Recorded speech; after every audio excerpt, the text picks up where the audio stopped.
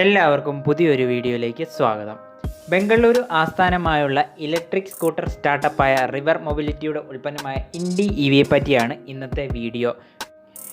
Indic colour, LCD cluster, eco, ride, rush എന്നീ 3 ride മോഡുകൾ, side stand, cut off, reverse parking assist, crash ഗാർഡുകൾ, 90 degree valve stems, 2 USB charging പോർട്ടുകൾ എന്നിവയാണ് ഇവിയുടെ പ്രധാന സവിശേഷതകൾ.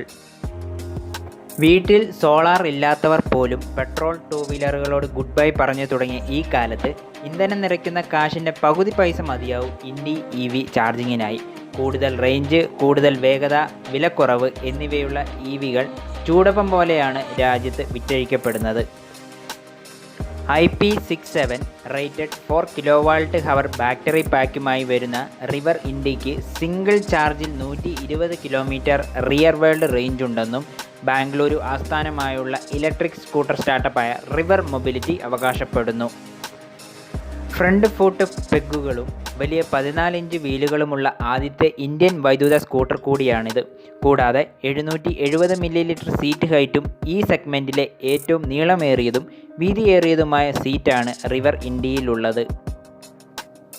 ഗ്ലോവ് ബോക്സിൽ 12 ലിറ്ററും സീറ്റിനടിയിൽ 43 ലിറ്ററും സ്റ്റോറേജ് നൽകുന്ന വിധത്തിലാണ് കമ്പനി സെറ്റപ്പ് ചെയ്തിരിക്കുന്നത്.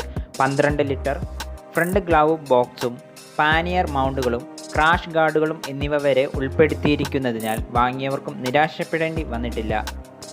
കഴിഞ്ഞ വർഷം വിൽപ്പനയിൽ കാര്യമായ ചലനങ്ങൾ ഉണ്ടാക്കാൻ കഴിഞ്ഞില്ലെങ്കിലും ഇത്തവണ കൂടുതൽ ആളുകൾ റിവർ ഇൻഡി തേടിയെത്തുന്നുണ്ട്. സ്റ്റാൻഡേർഡ് ചാർജർ ഉപയോഗിച്ച് 5 മണിക്കൂറിനുള്ളിൽ ബാറ്ററി 80% ചാർജ് ചെയ്യാൻ കഴിയുമെന്നും കമ്പനി പറയുന്നതിനാൽ ഇക്കാര്യത്തിലും സമയം പാഴാവില്ല. പെർഫോമൻസ് കണക്കുകളിലേക്ക് നോക്കിയാൽ 4 kWh ശേഷിയുള്ള ബാറ്ററിയുമായി ജോഡിയാക്കിയ ഇലക്ട്രിക് മോട്ടറിന് പരമാവധി 26 Nm ടോർക്ക് വരെ ഉത്പാദിപ്പിക്കാൻ ശേഷിയുണ്ട്.